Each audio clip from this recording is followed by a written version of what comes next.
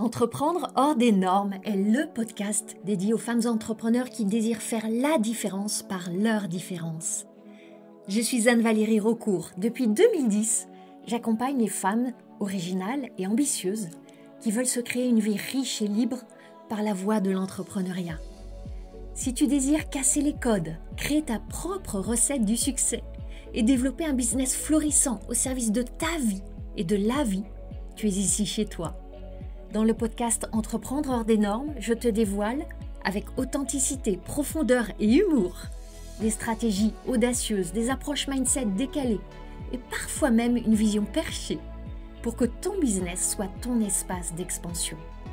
Ici, on célèbre ensemble la puissance des femmes qui osent assumer leur singularité, exprimer leur plein potentiel et laisser leur empreinte. Bienvenue dans ce nouvel épisode du podcast Entreprendre hors des normes. Un nouvel épisode dédié à tes objectifs. Pas n'importe quels objectifs, tes objectifs extravagants. Mon intention, c'est vraiment de t'expliquer, mais plus que t'expliquer, te faire ressentir à quel point c'est puissant d'avoir des objectifs extravagants. Tu remarqueras, si tu as écouté l'épisode précédent, à quel point cet épisode est en la lignée dans le droit fil du précédent, où j'avais développé tout ce concept de la puissance de viser x10 plutôt que x2. Si tu n'as pas écouté cet épisode, je t'invite à, juste après, aller l'écouter, parce que c'est un épisode vraiment révolutionnaire. Tu l'as compris, je vais être toujours là, à tes côtés, pour te guider sur la voie de ton expansion. Si je regarde ce qui se passe dans mes espaces de coaching, j'observe des thèmes récurrents. En particulier dans l'espace Sacré-Bise, il y a assez régulièrement des thèmes qui reviennent autour du focus, de la concentration, d'éliminer les distractions, avec ces émotions qui arrivent et qui vont être exprimées sous la forme «Ah, je suis frustrée, j'ai plein d'idées, j'arrive pas à leur donner vraiment vie. Je me fixe un objectif, un projet, mais je m'éparpille, je me disperse.» Selon la femme que j'accompagne, et en général je les connais vraiment bien, évidemment j'adapte le coaching. Et on peut y aller par différents angles, différents chemins. On peut aller voir sur comment gérer cette impulsion des distractions, comment avoir une meilleure organisation, un meilleur sens des priorités. On peut aller travailler sur la relation au temps, à l'énergie. Tout ça, évidemment, c'est important. Mais derrière tout ça, si tu cherches qu'est-ce qui rendrait plus facile ce focus, cette concentration, ces priorités, cette organisation, il y a un domino. Un domino extrêmement simple, mais pas du tout simpliste. Tu vas voir. C'est d'avoir un grand objectif, un grandiose objectif, un objectif inspirant, un objectif extravagant. Peut-être que là, tu es en train de te contracter, te crisper. Et je vois beaucoup d'entrepreneurs qui refusent de se fixer des grands objectifs, voire extravagants. Ces objectifs qui, de mon point de vue, allument ta vie, embrassent ton feu intérieur, et elles se le refusent. Pourquoi? Première raison, elles ne croient pas qu'elles vont l'atteindre. Elles ne croient pas qu'elles ont ce potentiel en elles. Elles croient que ça va être trop dur, que c'est pas pour elles, que c'est pour les autres, qu'il leur manque des trucs.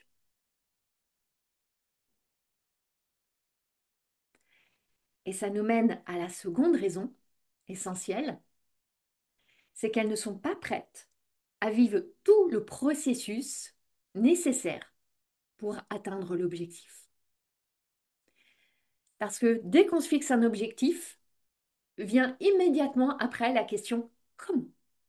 Comment je vais faire? Comment je vais réussir? Comment je vais y aller? Et je vais y revenir après à cette question comment? C'est normal pour tout cerveau humain de vouloir le résultat sans vouloir les efforts, de vouloir atteindre le sommet de la montagne sans en baver sur le chemin. On voudrait bien avoir les abdos sculptés sans s'entraîner tous les jours à faire des crunchs. On voudrait bien avoir le poids idéal sans supprimer les 4 cookies qu'on dévore au goûter. On voudrait bien la vue époustouflante qui se présente en haut de la montagne sans avoir à faire la rude ascension. On voudrait bien tout ça. Et c'est ce qui explique, de mon point de vue, en grande partie, une idée erronée qui est un vrai piège autour des objectifs. L'erreur, c'est de penser que quand on se fixe un objectif, le focus, c'est le résultat final, c'est l'atteinte de l'objectif. Parce que quand on va y être et quand on va regarder ce qui se passe de l'autre côté, ça sera tellement mieux que ce qu'on a, ce qu'on est, ce qu'on vit maintenant. Par exemple, si je me fixe comme objectif, pour revenir à mes exemples précédents, d'avoir des abdos sculptés, d'avoir un poids idéal, mon objectif, ça va être d'arriver à ça. Avec le poids, on va très aisément se fixer un chiffre. Avec les abdos, on a une image de à quoi ça devrait ressembler. Et c'est seulement à ce moment-là que ça sera suffisamment bien. En revanche, tous les paliers de poids qui vont permettre de descendre pour atteindre cet objectif, tous les petits débuts de sculpture d'abdos qui vont apparaître, ça ne va pas compter. Ça ne sera pas assez. Et le problème, c'est que le plus souvent, un objectif important, un objectif challengeant, il va être loin dans le temps. Et il va nécessiter des efforts. Il peut même être à 3 ans, 5 ans, 10 ans dans le futur. Et c'est très difficile pour un cerveau humain de garder cette vision et de maintenir les efforts. C'est bien pour ça qu'il y a beaucoup de personnes qui vont caresser l'idée d'un grand objectif, qui vont contempler, qui vont rêver, mais qui vont lâcher. Soit en ne cherchant même pas à poursuivre l'objectif, soit en abandonnant assez rapidement. Pourquoi? Parce que quand la seule raison d'atteindre l'objectif, c'est le moment de l'atteinte du résultat final, alors c'est certain que tu vas te décourager en chemin. Parce que ça part du postulat que ici, c'est moins bien que là-bas. Que là-bas, tu pourras enfin en profiter, te détendre, te reposer, et qu'en attendant, bah, il faut en baver. Et il y a une part de toi qui comprend très bien que ça vaut pas la peine, ça vaut pas le prix à payer d'en baver pendant des mois, des années, juste pour un hypothétique résultat final, parce qu'on n'a jamais la certitude, et finalement, on ne sait pas trop ce qu'on aura après. Quand on vient dans le champ du business, généralement, tes objectifs ultimes vont être des objectifs chiffrés. Chiffrés en termes financiers, chiffrés en termes d'impact, de nombre de clients, etc. Des chiffres. Ces chiffres, c'est quoi? C'est un cap. Un cap qui fondamentalement a une seule vocation, celle de générer une émotion. Une émotion qui peut-être pour toi va être un sentiment de sécurité, de stabilité, de sérénité, de fierté, de joie, d'enthousiasme, de satisfaction, d'abondance. Seulement, tu le sais pertinemment. Ces émotions que tu projettes comme étant là-bas, elles sont à ta disposition ici, là, maintenant. Tu sais très bien que c'est un leurre de croire que ça n'arrivera qu'après. Parce que réellement, qu'est-ce qui sera mieux après? J'ai accompagné des milliers de femmes, dont certaines qui connaissent des très très grands succès. Et je peux t'assurer qu'elles continuent à vivre le lot de la vie 50-50. 50% joie, 50% peine. Elles sont jamais épargnées par les défis, les épreuves. Les émotions continuent à danser dans leur vie. Rien ne change. Et la plupart d'elles, dont je suis, quand on atteint un objectif, on a juste qu'une envie, qu'un désir, aller chercher le suivant. Parce qu'on a ce goût du challenge, ce goût du défi. C'est notre feu, c'est notre flamme. Ces émotions que tu projettes, que tu ressentiras là-bas, est-ce que tu les ressentiras tout le temps? Non. Est-ce qu'elles seront plus intenses? Peut-être qu'au moment de la victoire, il y aura une intensité supplémentaire. Mais tu sais très bien que ça sera fugace. Alors vient la question.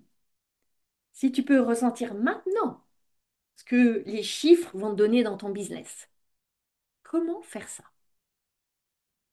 Tu vas le faire, tu vas le mettre en mouvement par la façon dont tu penses, par la manière que tu choisis pour observer, apprécier ce que tu as déjà accompli, par ton dialogue intérieur, la manière dont tu te parles à toi-même. Quand j'observe mes clientes, celles qui refusent de se fixer des grands objectifs, il y a un trait commun.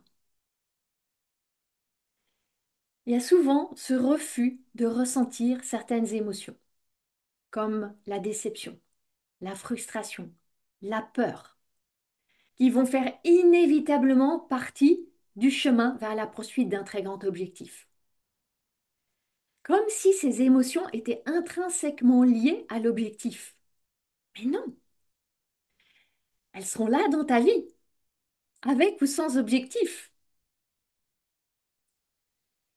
C'est important de voir que quand tu te donnes quelque chose de vraiment grand à accomplir, tu vas pas ajouter plus de peur dans ta vie.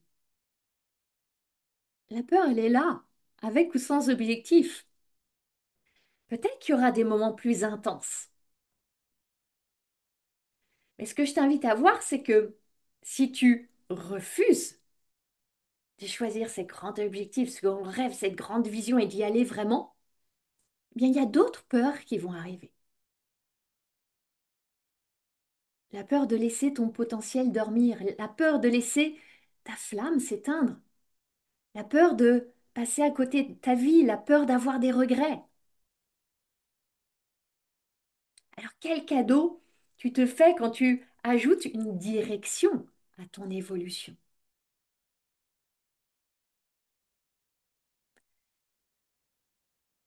Quand je repense à mes sessions de coaching, notamment dans Sacré-Bise, je vois des entrepreneurs qui arrivent, elles n'ont pas atteint leur objectif, par exemple dans un lancement. Elles n'ont pas eu assez d'inscriptions, pas assez de conversions, beaucoup d'objections. Et là, elles me disent, ça m'a pris tellement de temps et d'énergie. Ça m'a pris tellement de temps et d'énergie que j'ai pas envie de recommencer, que j'ai seulement envie d'aller me cacher, de plus m'exposer. Et je ne laisse jamais passer une phrase comme celle-ci. Ça m'a pris tellement. Non, ça ne te prend jamais. Toutes ces actions que tu as posées, ces décisions que tu as prises, tous ces moments d'exposition, de création, ces posts, ces vidéos, ces rencontres, à aucun moment ça ne t'a pris quoi que ce soit. Tu as toujours décidé de donner. À aucun moment il y a un monstre qui est venu et qui t'a mangé ton énergie, qui t'a dévoré ton temps. Non, tu as décidé de donner. De donner parce que tu avais un objectif, tu ne l'as pas atteint. Et là, dans ces moments de coaching, ce qui va être extrêmement fécond pour ma cliente, c'est d'aller excaver tout ce que en donnant, et ça a été sa décision dans le moment, elle a reçu. Elle n'a pas reçu l'objectif qu'elle s'était fixé, mais elle a reçu mille autres choses qui sont absolument nécessaires et sans lesquelles elle ne peut pas aller atteindre l'objectif dans les 15 jours suivants ou le mois suivant. Ça, c'est vraiment important de le voir. Toujours avoir en tête que le but de l'objectif, c'est pas le résultat de l'objectif lui-même. Le but de l'objectif, c'est qui tu deviens en marchant vers lui. Qui tu deviens en étant cette femme en marche. Un objectif, c'est pas une grande déclaration. C'est pas un engagement de l'atteindre, c'est un engagement de te mettre en mouvement.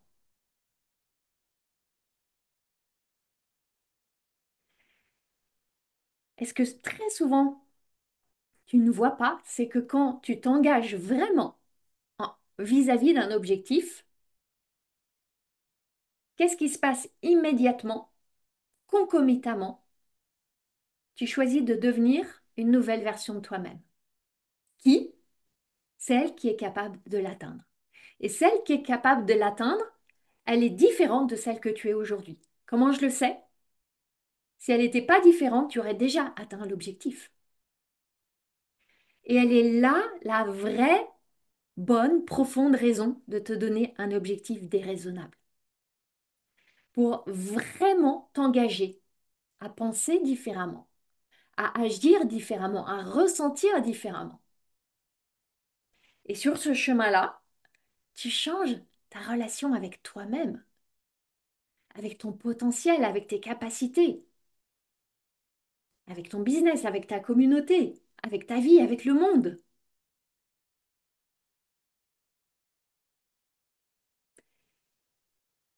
Quand on parle de tout ce champ des grands objectifs, il y a le moment juste avant la décision presque solennelle, et puis il y a ce qui vient juste après, que j'évoquais tout à l'heure.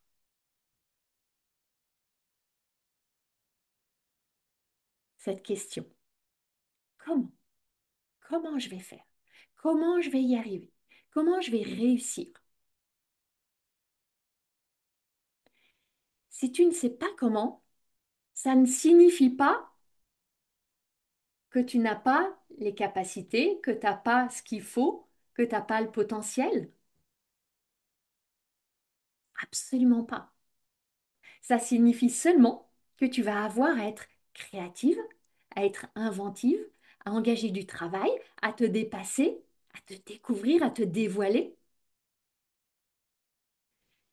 avec cette certitude que les réponses, tu vas pas avoir une réponse à comment, tu vas avoir toute une série de réponses à cette question comment, et cette série de réponses, ça va apparaître pas à pas sur le chemin. Ça, c'est le principe fondamental de la croissance x10 que je développais dans l'épisode précédent du podcast. Tu te crées une contrainte forte pour élaguer, simplifier, aller à l'essentiel et déployer ton infinie créativité.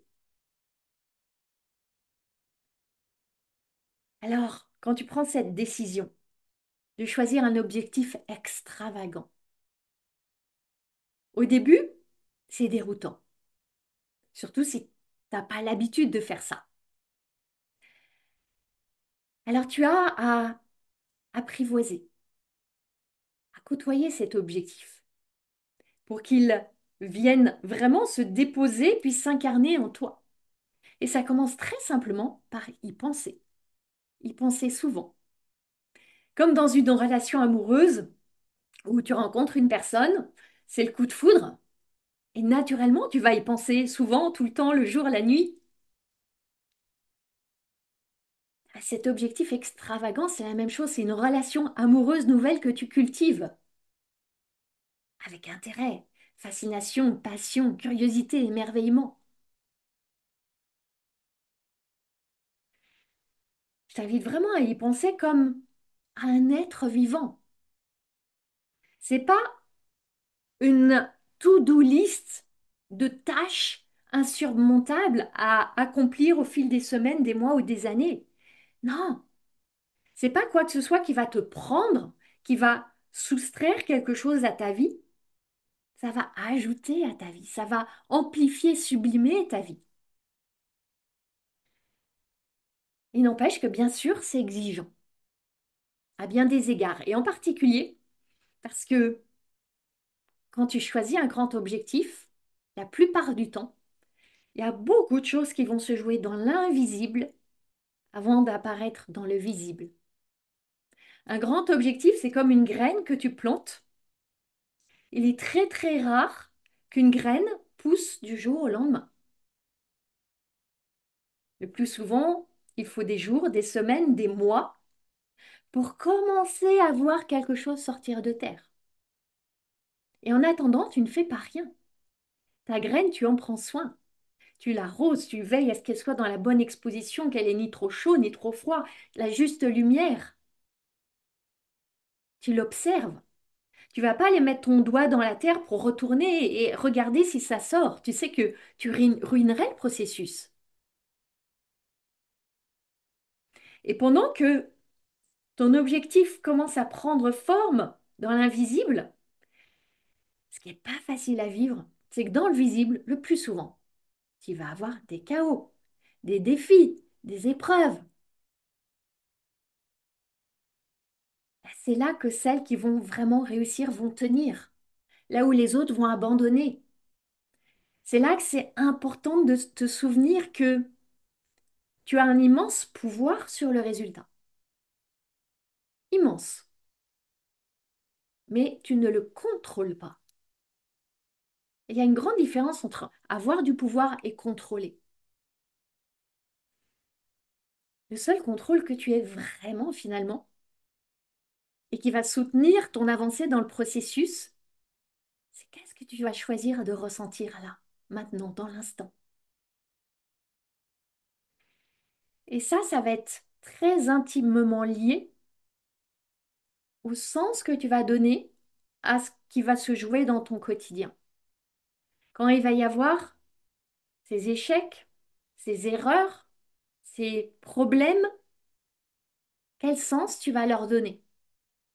Est-ce que tu vas les voir comme des éléments naturels du processus ou comme des signes que tu n'y arriveras jamais, que c'est pas pour toi, que tu n'as pas ce qu'il faut, que ça va être trop dur, que pourquoi t'infliger ça, à quoi bon? Et quand on parle de la frustration, de la déception, pourquoi est-ce qu'elles arrivent? Pour plusieurs raisons. D'abord parce que très souvent, tu vas sous-estimer le temps, l'énergie qui vont être nécessaires pour atteindre ton objectif extravagant. Et puis aussi, je le vois souvent, des femmes qui vont conditionner leur joie, leur fierté et sur ce chemin-là, leur estime d'elles-mêmes à leurs résultats. Si je réussis dans telle ou telle action, telle ou telle étape du chemin, alors je mérite de ressentir de la joie, je mérite de m'apprécier, je mérite de m'aimer.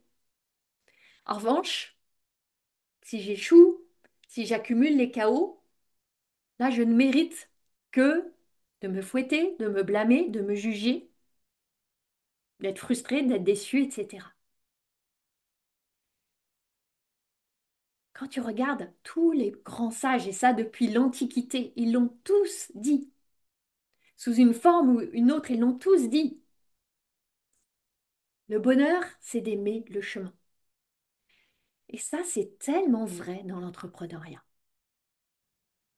Quand tu apprends à aimer faire pousser ta plante, même quand tu ne vois pas la pousse de la plante, à t'émerveiller chaque jour de ce qui se passe, même si en apparence rien ne se passe.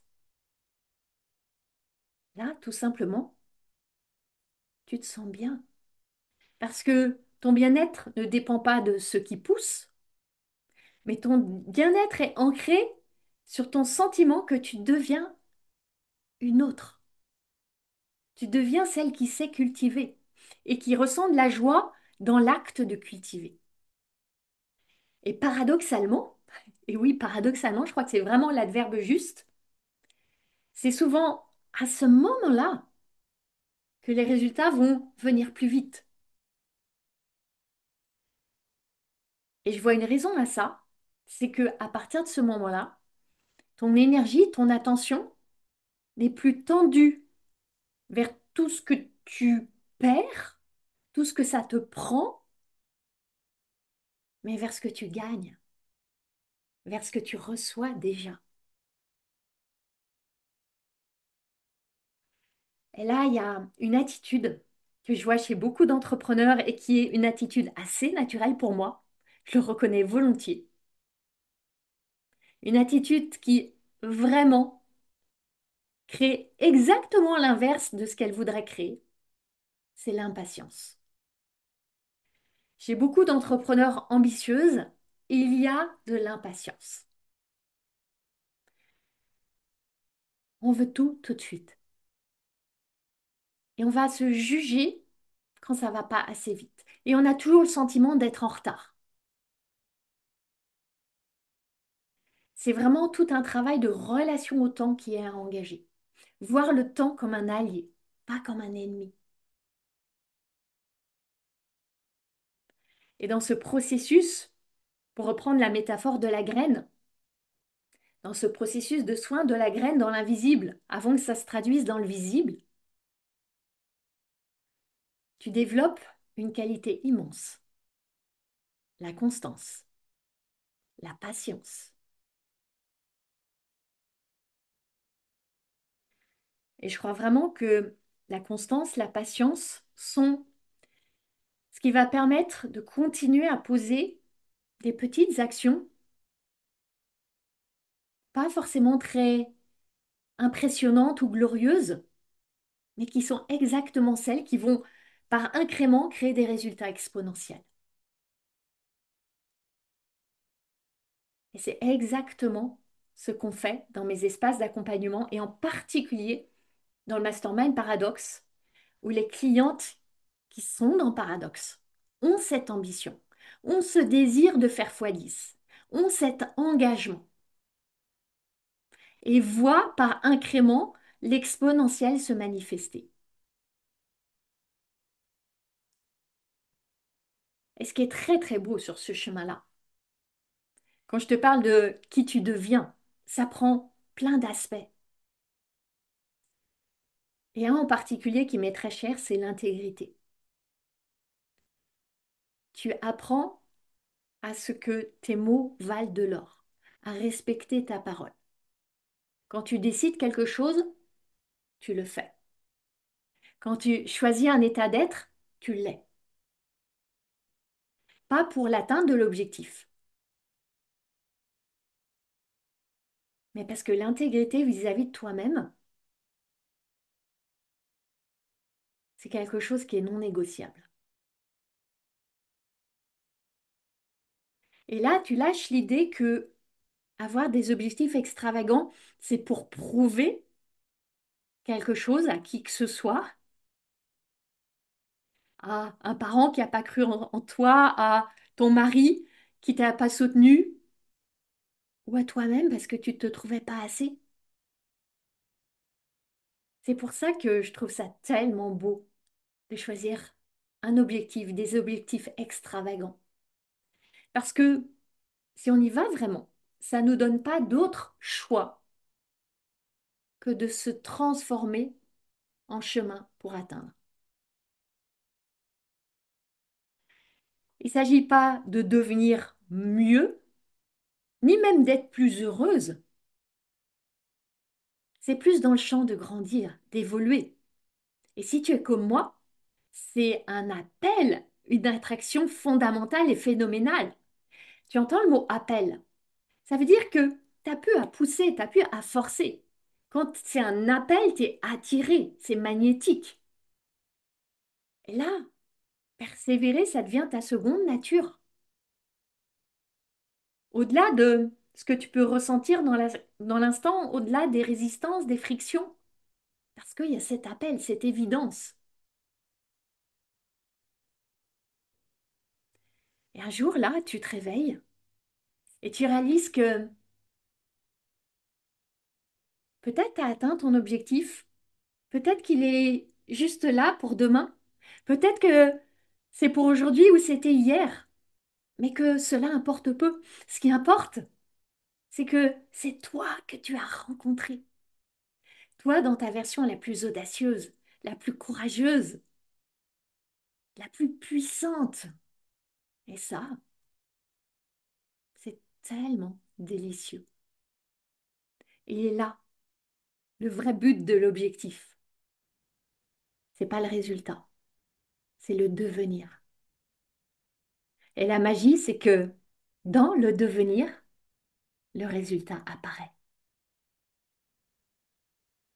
Si cet épisode t'a inspiré, si tu te dis, il a besoin de toucher d'autres femmes que moi, je te remercie de le partager. Tu peux le partager de plein de manières, avec une note, un commentaire, faire un partage en story, dans un post, en parler à des camarades entrepreneurs. Ça a beaucoup de valeur pour moi. Alors merci infiniment pour chacun des gestes que tu pourras faire pour m'aider à essaimer le podcast Entreprendre hors des normes. Magnifique fin de journée à toi et on se retrouve la semaine prochaine. Ma mission, c'est d'aider les femmes comme toi à se lâcher la bride pour lâcher les fauves. Si tu aimes ce podcast, tu vas adorer la formation que je t'offre. C'est le condensé de mon approche anticonformiste du business pour t'aider à accueillir tes prochains clients joyeusement. Reçois cette formation gratuitement en cliquant sur le lien dans les notes du podcast. Je jubile déjà en pensant à tout ce que tu vas réaliser.